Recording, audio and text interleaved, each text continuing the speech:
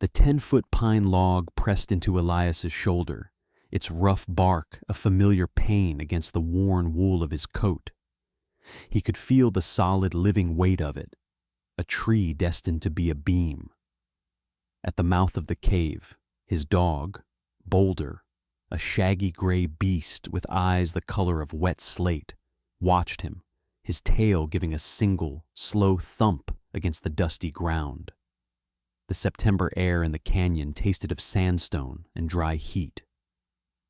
Elias settled the log onto the crude sawhorses he'd built, his breath a steady rhythm matching the rasp of the two-man saw he worked alone. Back and forth, steel teeth bit into wood, spitting a fine, fragrant dust. This was the 17th log. He needed 62 for the main frame. He had started the work a month after the burying. After the quiet handshakes and the sad eyes of the neighbors had turned away, leaving him with the empty cabin, the worn tools, and the small, leather-bound journal filled with his father's precise, angular script. The old cabin, built by his grandfather on the open plain, felt wrong now. It stood defiant against the wind, but his father's last winter had been a lesson in the high cost of defiance. The journal spoke of a different way, not fighting the winter, but joining it, using the earth's own insulation as an ally. So Elias had found the place his father had sketched on a loose page, a wide south-facing alcove carved by an ancient river into the red sandstone cliff, 100 feet deep and 40 feet high at its mouth. A natural shelter waiting for a heart. His first visitor was Mr. Abernathy, who owned the adjoining parcel. He reined in his horse at the edge of Elias's clearing, the leather of his saddle creaking in the afternoon quiet. Abernathy was a man made of straight lines and hard angles, his face weathered into a permanent skepticism. He watched Elias wrestle a log into place for a full 5 minutes before speaking. "What in God's name are you doing, boy?" Elias didn't stop his work. He sighted down the length of the wood, making a small mark with a piece of charcoal. "Building." "Building what? A squirrel's nest? You're in a cave." Abernathy gestured with a gloved hand. "Folks build on the flatlands for a reason. Sun, access, you're putting yourself in a shadow box." "It's south-facing," Elias said, his voice quiet, almost lost in the vast space. "It'll get the winter sun all day." He picked up the saw. Abernathy spat a stream of tobacco juice near a sagebrush. "The sun won't stop the damp. That rock will sweat come the first freeze, and you'll be living in a block of ice. Your father was a good man, Elias, but he had some strange ideas. Looks like you inherited them." He shook his head, a gesture of pity. "You'll be begging for a spot by my fire come November. Mark my words." Elias just pulled the saw. The teeth bit. The work was the only answer he had. Boulder padded over and laid his heavy head on Elias's knee, letting out a low sigh, his gaze fixed on the retreating figure of Mr. Abernathy. The next to arrive was Mr. Davies, the man who owned the general store and half the town besides. He came in a buggy, his suit impossibly black against the red dust. He didn't get out, just watched from his seat. "Abernathy tells me you've gone feral, son," Davies called out, his voice smooth and condescending, taking up residence with the bats and the lizards. A few men who were with him chuckled. Elias paused to wipe sweat from his brow with the back of his forearm. His hands were already a geography of blisters and calluses. "It's a good spot, solid rock." "It's a tomb," Davies said, smiling a thin, humorless smile. "What happens when the snows drift? You'll be sealed in here until the spring thaw. We'll be digging your bones out come May." He laughed, a dry, rustling sound. "Tell you what, I'll give you $17 for this useless plot of cliffside. You can take that money, get a room at the boarding house, and find some sensible work." "No, thank you," Elias said. "This is my home." The finality in his voice seemed to annoy Davies. The offer wasn't kindness, it was a test of power. "Have it your way," he snapped, turning the buggy around. "Don't come to me for credit when you're freezing to death. The world has no time for fools." Mrs. Gable came on a Sunday, carrying a small basket covered with a checkered cloth. She was a kind woman whose worry always manifested as criticism. "Elias, dear," she began, her eyes darting from the stacks of wood to the dark maw of the cave. "This isn't right. A young man shouldn't be living in a hole in the ground. It's not Christian." "It will be warm, Mrs. Gable." "But it's so isolated.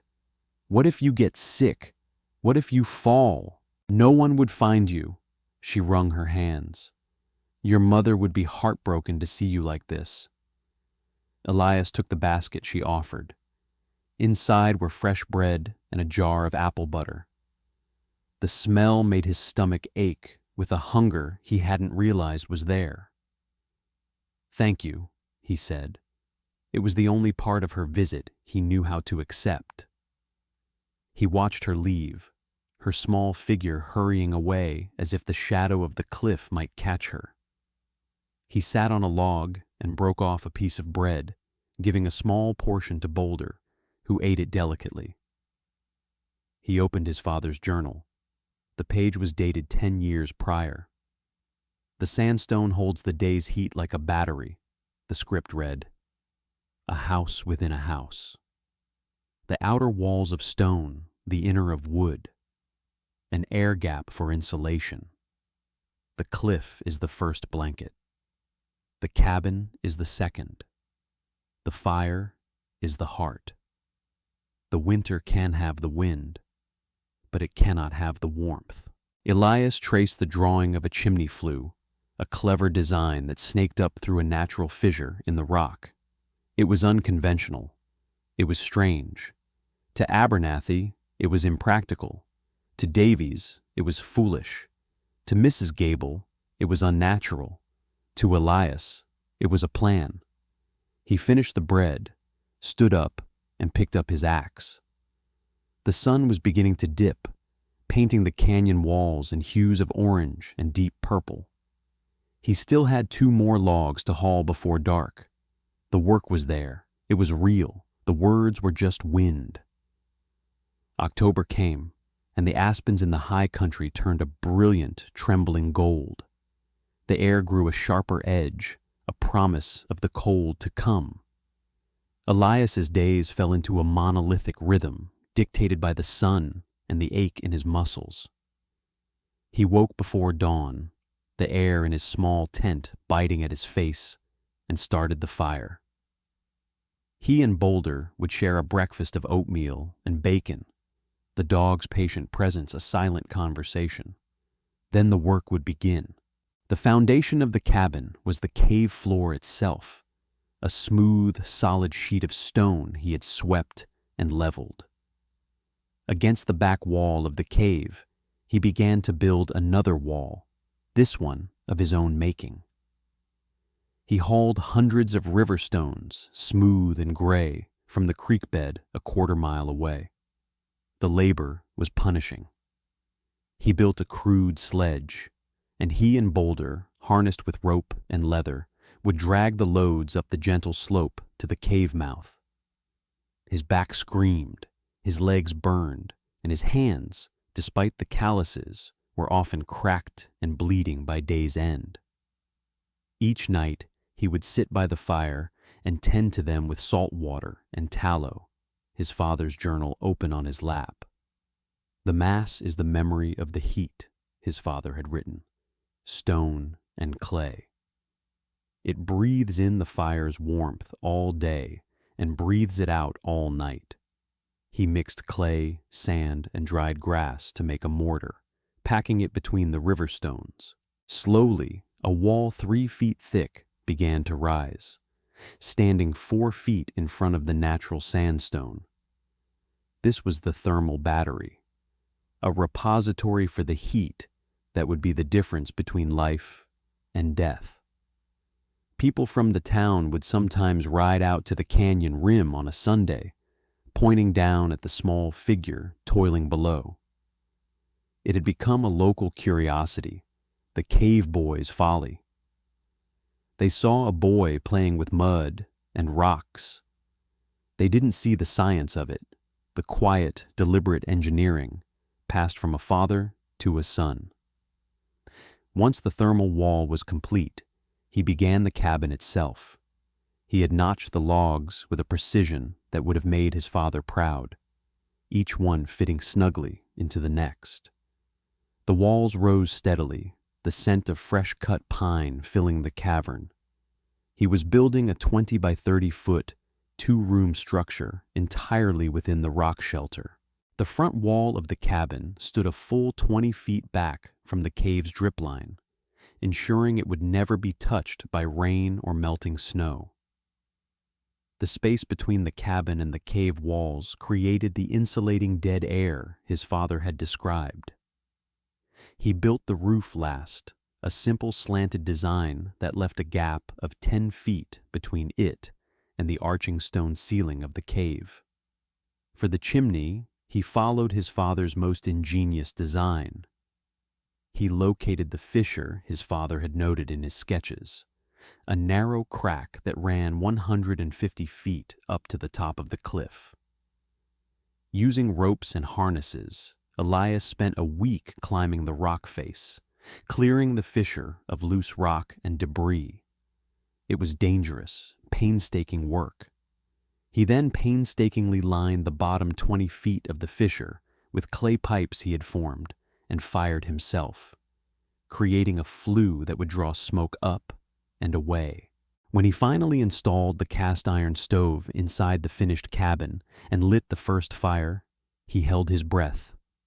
For a moment, a puff of smoke curled into the room. Boulder sneezed.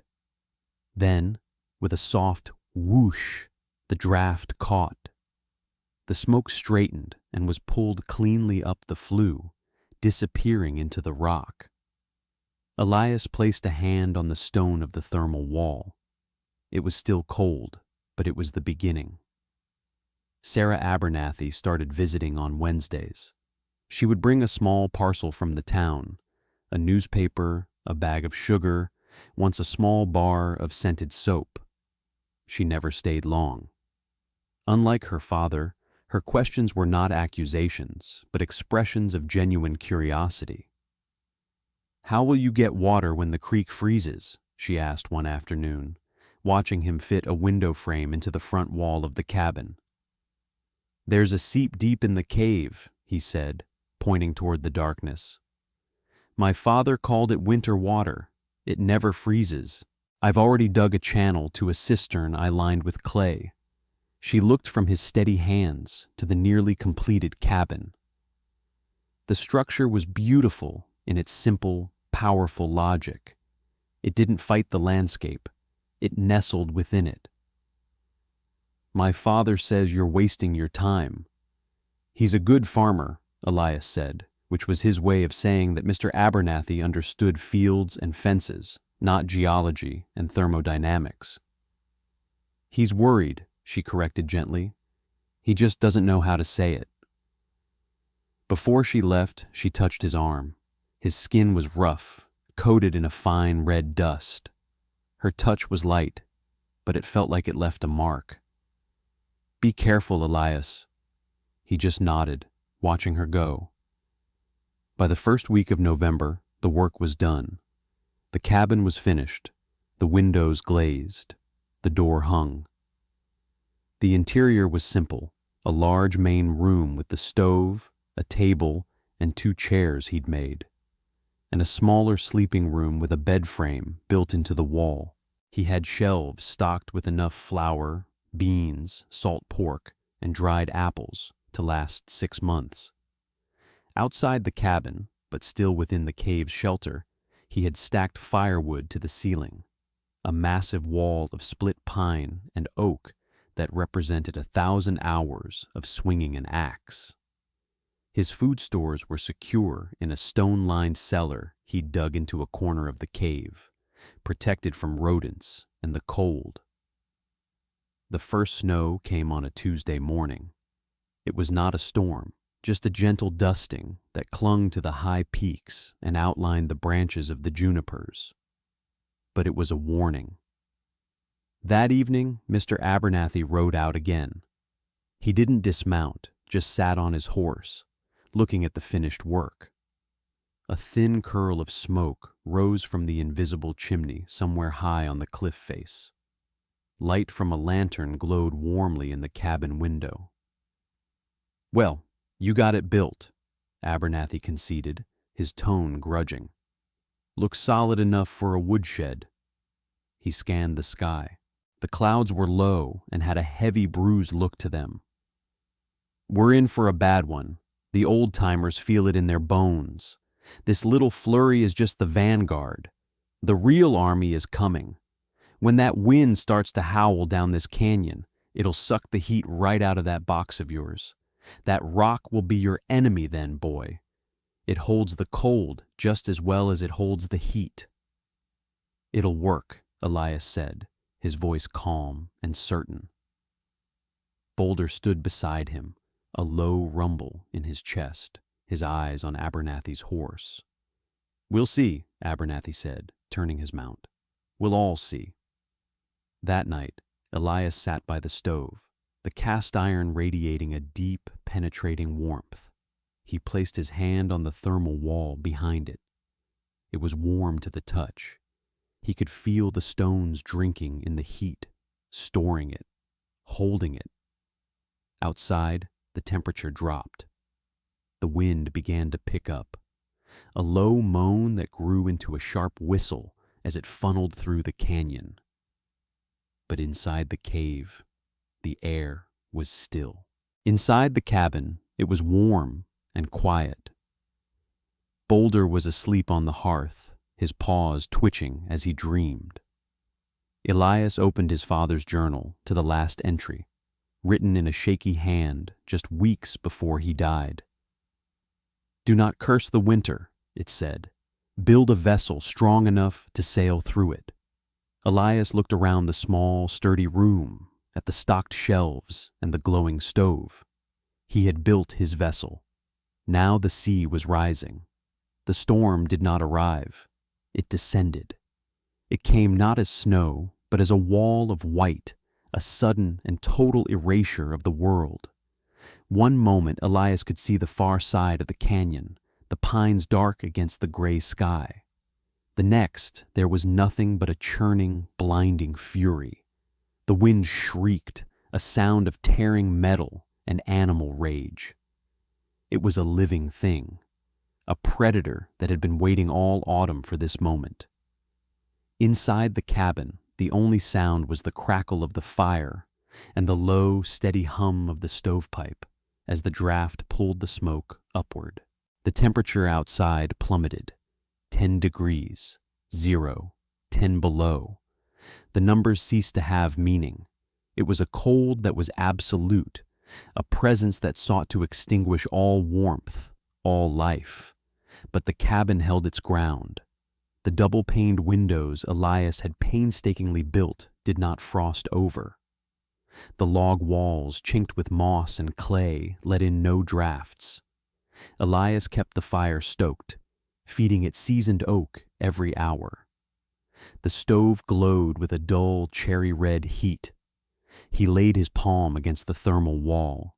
It was radiating a gentle, steady warmth back into the room, exactly as his father's journal had predicted. It was a slow, silent conversation with the fire, the stones breathing in heat and breathing it back out. The cave itself was a fortress.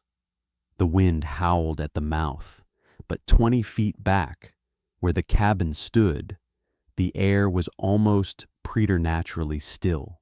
Snow began to pile in the entrance of the cave, a great sloping drift that rose higher and higher, but it could not touch the cabin. Boulder, who was usually agitated by high winds, slept soundly on the rag rug, his breathing deep and even. He trusted the walls. He trusted the warmth. He trusted Elias. For 2 days they lived in their bubble of calm while the world outside was consumed. Elias baked bread, mended a tear in his coat, and read his father's journal from cover to cover. He felt a profound sense of connection to the man, a quiet pride in having brought his vision to life. This shelter wasn't just wood and stone, it was an inheritance. On the morning of the 3rd day, the wind died down. It did not stop, but its maniacal shriek softened to a mournful moan. Elias opened the cabin door. The air in the cave was frigid, but still. A massive drift, easily 15 feet high, blocked most of the cave's mouth, sealing them in. A pale, ethereal blue light filtered through the snow, turning the cavern into an otherworldly grotto. They were entombed, just as Mr. Davies had predicted, but they were warm, safe, and had food and water for months. It was Boulder who heard it first. His head snapped up, his ears pricked. A low growl started in his chest. Then Elias heard it too, a faint, desperate shouting muffled by the snow. It was a human voice. "Hello, anyone, help!" Elias pulled on his heaviest coat, wrapped his face in wool, and grabbed a shovel. "Stay, Boulder," he commanded. The dog whined but obeyed, sitting by the door. Digging through the drift was like digging through packed cement. The snow was dense, wind-blasted. It took him nearly an hour to carve a narrow tunnel to the outside. When he finally broke through, the sight that greeted him was one of utter devastation. The world was gone. There were no trees, no fences, no landmarks, only a rolling, sculpted landscape of white under a slate-gray sky. The snow was piled in drifts 20, 30 feet high. His own tent and the remnants of his worksite were completely buried. The town, a mile down the canyon, was invisible. And there, struggling through a massive drift, were 2 figures. As they got closer, he recognized them. It was Mr. Abernathy and his daughter, Sarah. Abernathy was half carrying her, his face a mask of frozen desperation. Sarah's face was pale, her lips blue. "Elias!" Abernathy gasped, his voice raw. "Thank God, our roof. It collapsed, the weight of the snow." He looked at the narrow hole Elias had dug. "We saw the smoke. We didn't know if it was real." "Get inside," Elias said, his voice firm. He took Sarah's other arm, and together they helped her through the tunnel. When they entered the cave, Abernathy stopped, his eyes wide with disbelief. He stared at the dry, protected space, the massive stack of firewood, the sturdy cabin glowing with warmth.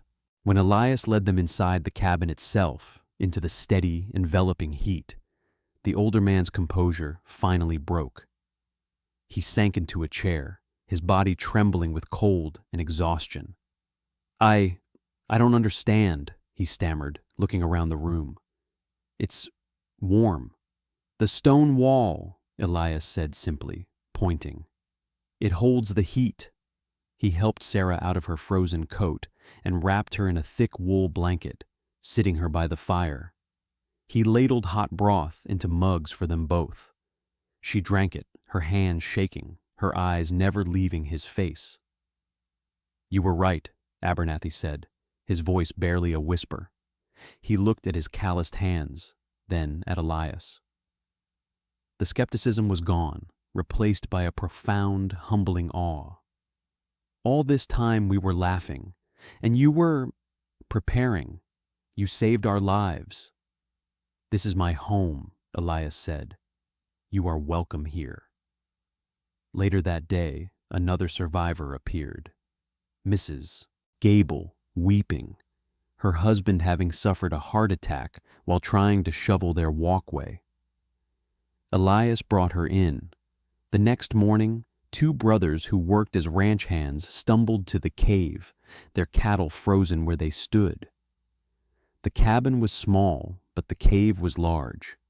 Elias helped them build makeshift shelters against the cabin walls, using blankets and spare timber. He shared his food, his water, his fire. The cave became an ark. His folly had become their salvation. They huddled together, listening to the wind, safe in the heart of the stone, kept alive by the quiet foresight of the boy they had all called a fool. For 7 days, the world remained frozen. The community within the cave solidified, a small pocket of humanity against the immense, indifferent white. Elias was their anchor. He rationed the food, organized sleeping shifts, and maintained the fire that was their collective heart. He moved with a quiet competence that commanded respect more than any loud orders could have. The skeptics were now his dependents. Mr. Abernathy, a man used to giving orders, now asked Elias for direction, his tone deferential. Mrs. Gable, who had worried about his soul, now saw him as a savior, tending to the others with a quiet strength she'd never imagined.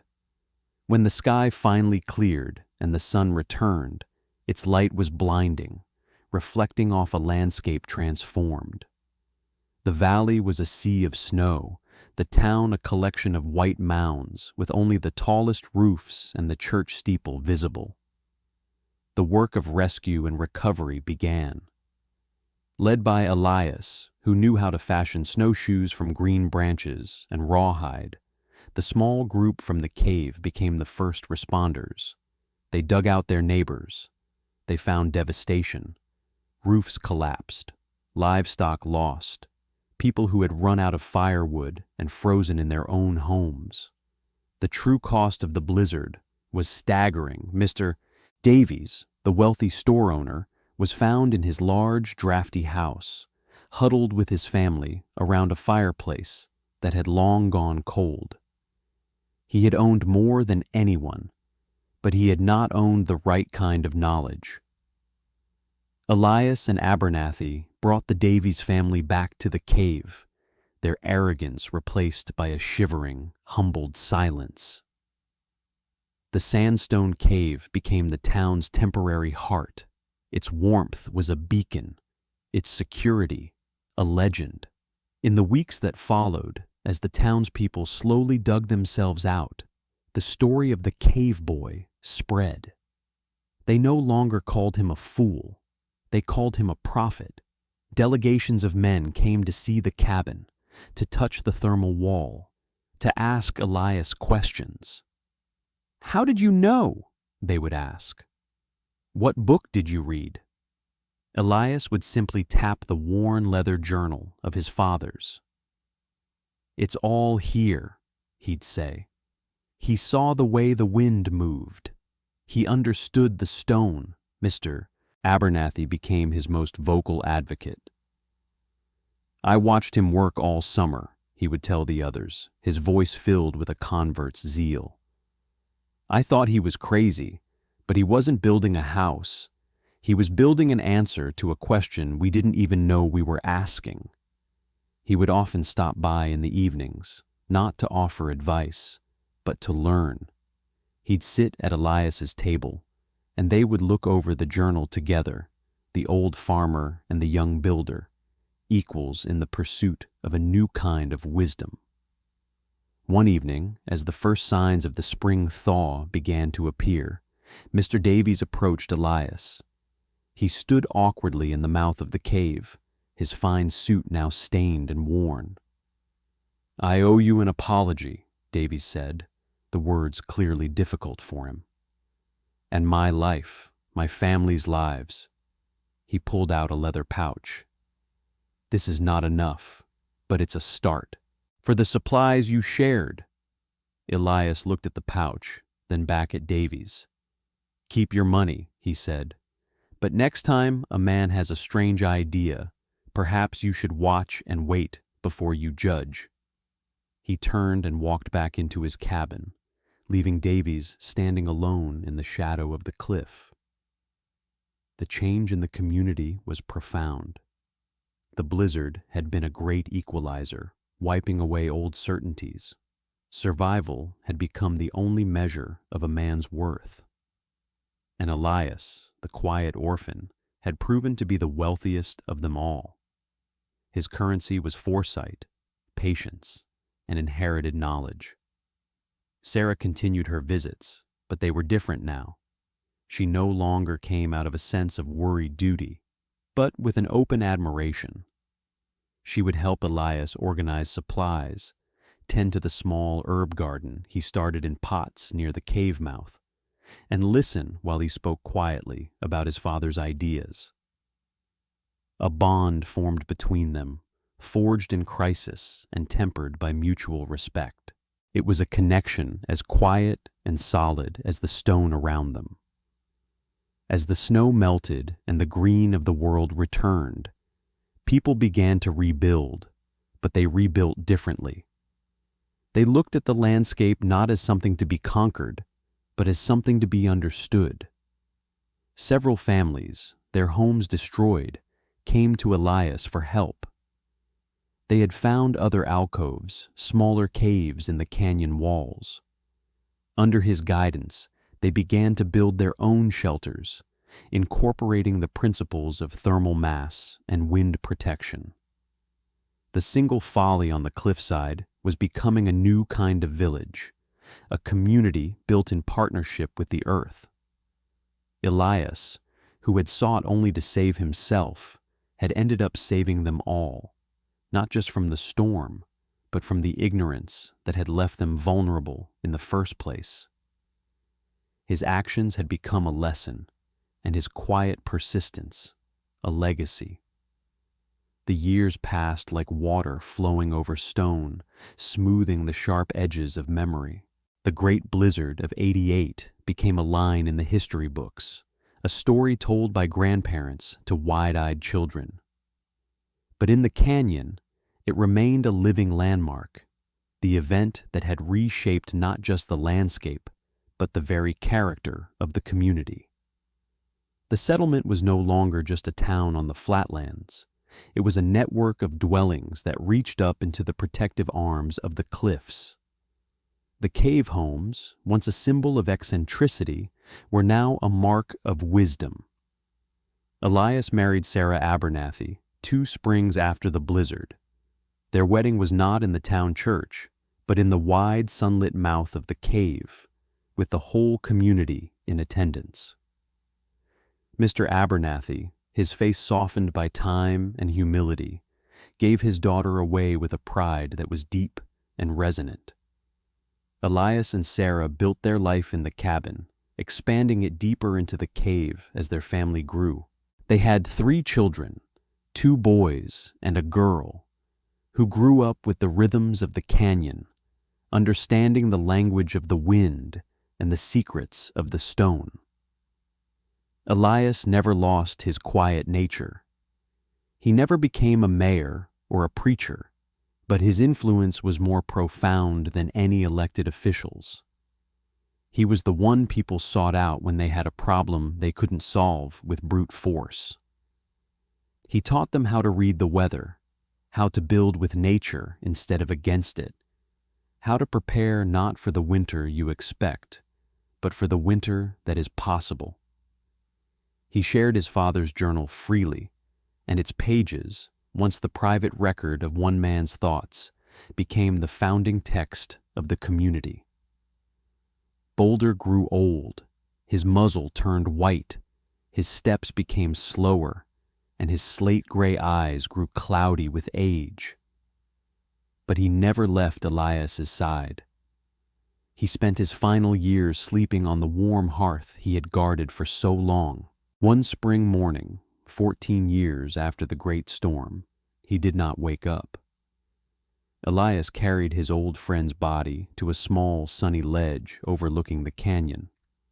He dug a grave in the soft earth, wrapping the dog in his own worn winter coat.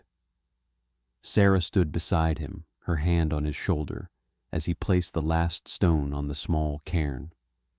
He did not weep, but a silence settled over him that lasted for days, the quiet grief for a witness who had been there from the very first log. Decades rolled by. The town on the plain grew, but the heart of the community remained in the canyon. The original cabin became a touchstone, a place of pilgrimage. Elias, his hair now the color of snow, would sit on the bench outside his door, his hands gnarled with arthritis, resting on his knees. He would watch his grandchildren play in the same space where he had once toiled alone, and he would feel a sense of peace that was as deep and solid as the rock behind him. He outlived most of his contemporaries. Mr. Abernathy passed on, then Mrs. Gable, and finally even Mr. Davies, who in his later years had donated a significant sum to establish a town granary based on Elias's designs for long-term storage. The old animosities were long forgotten, buried under the shared memory of survival. Sarah died in his 78th year. It was a peaceful passing, in the bed they had shared for over 50 years. After she was gone, the cabin felt too quiet, the silence no longer comforting, but empty.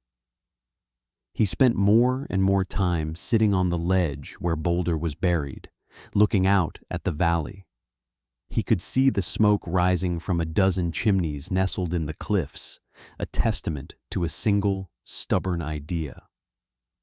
On a cold autumn afternoon, with the scent of snow in the air, Elias passed away in his sleep, sitting in his chair by the cold stove. His son found him, a peaceful expression on his face, his father's journal lying open in his lap.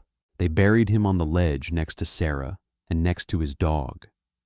The entire town, now several hundred strong, came to pay their respects. They did not erect a grand marble monument. Instead, they chose a single, large slab of red sandstone, the same stone that had sheltered them all. His son, a skilled mason, carved the epitaph himself. It did not list dates or accomplishments. It said only, Elias. He listened to the stone and built a home for us all.